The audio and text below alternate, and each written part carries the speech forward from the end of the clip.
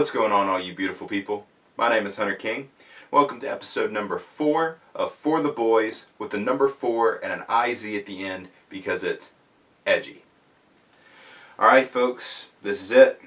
We're going to break down the Super Bowl matchup and maybe talk a little bit more in depth about what happened during these championship games. First game we're going to look at is on the AFC side of things. It's going to be the New England Patriots versus the Kansas City Chiefs. This game ended 37-31 in favor of New England. Tom Brady went 30 for 46 with 348 yards, 1 touchdown, 2 interceptions. Sony Michel led the team in rushing with 29 carries for 113 yards and 2 touchdowns. We had Julian Edelman lead the team in receptions, 7 receptions for 96 yards. The defense picked up 2 sacks where the O-line did not give up any sacks on Brady. 2 other key factors that I'd like to go ahead and point out from this game was Gronk was kind of Gronk. You could say that during this season we haven't seen the same kind of Gronk that we have in the past. A lot of people questioning his retirement, seeing if he still has that same passion that he used to for the game. And then the other X factor from that game, which I kind of pointed out, was Rex Burkhead. You couldn't count him out. He had the game-winning rushing touchdown for New England.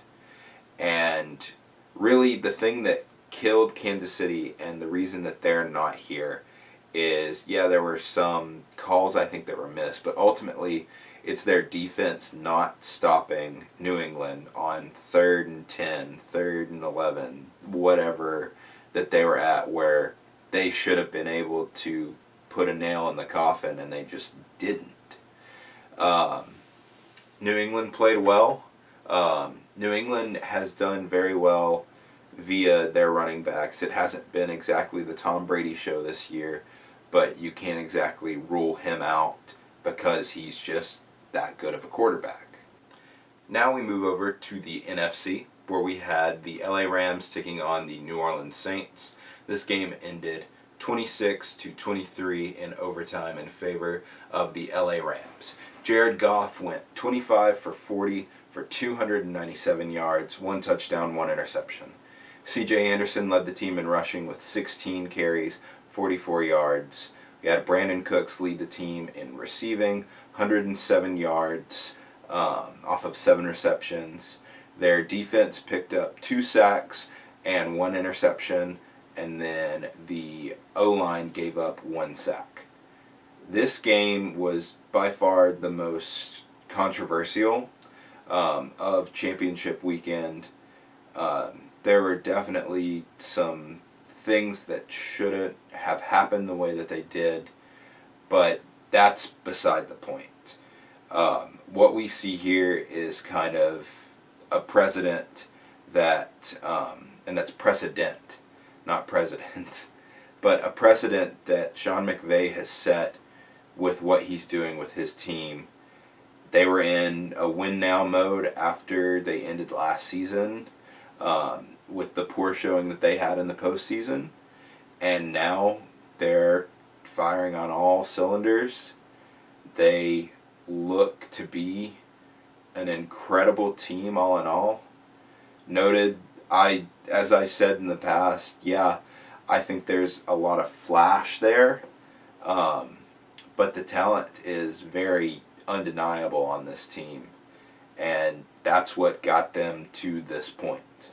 So, in making a prediction for what I feel like is going to happen in the Super Bowl, I wanted to kind of break it down via specific groups and see where the team's strengths lie between the two.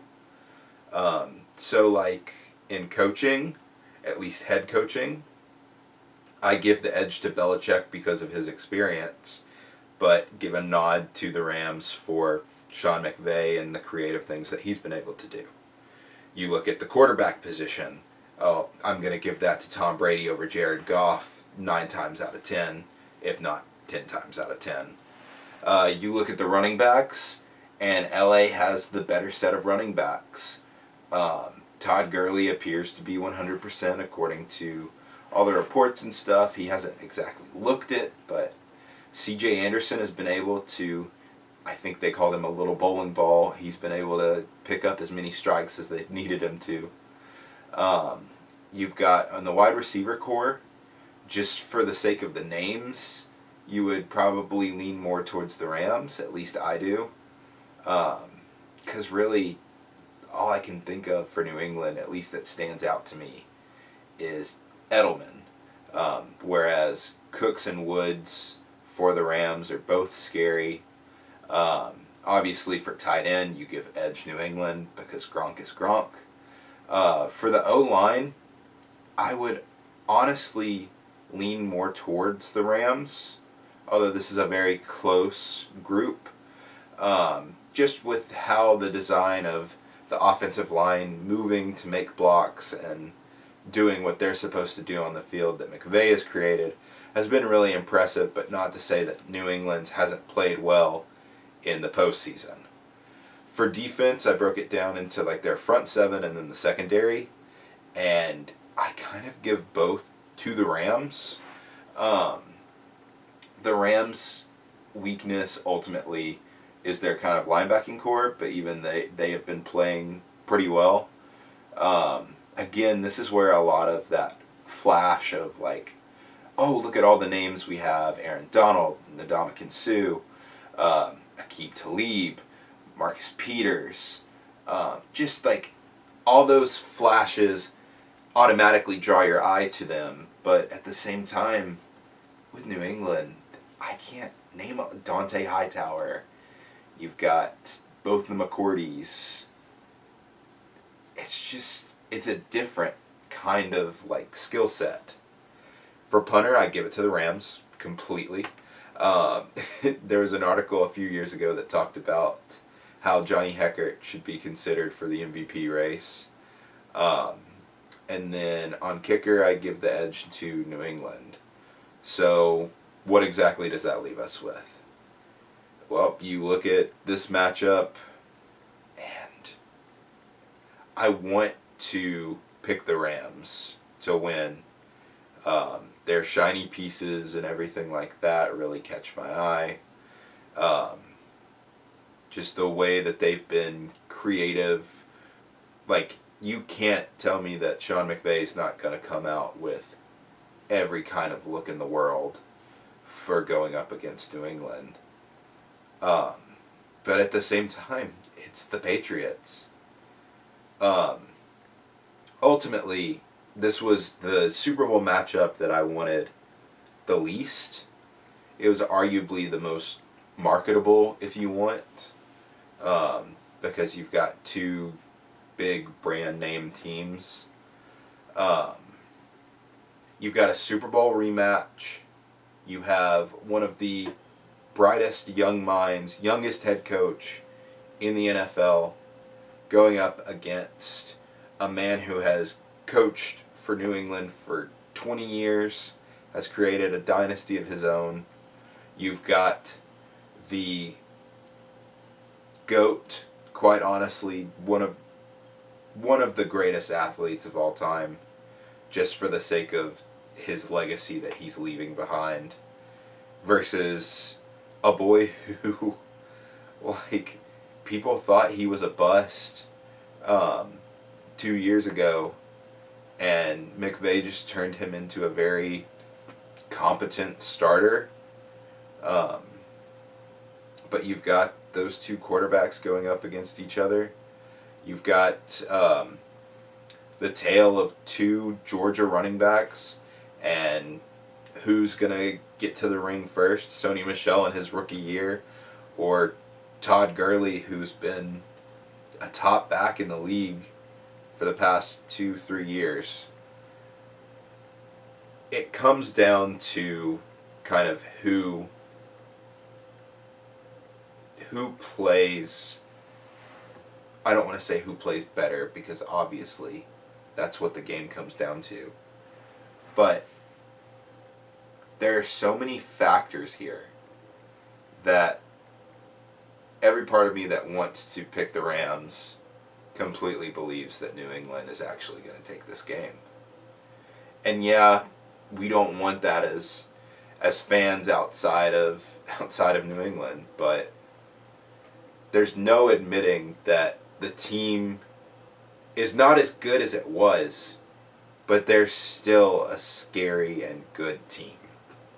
To end this off, there are two more things that I want to talk about. Obviously, there's a very huge missed call in the Saints-Rams game that cost the Saints a trip to the Super Bowl.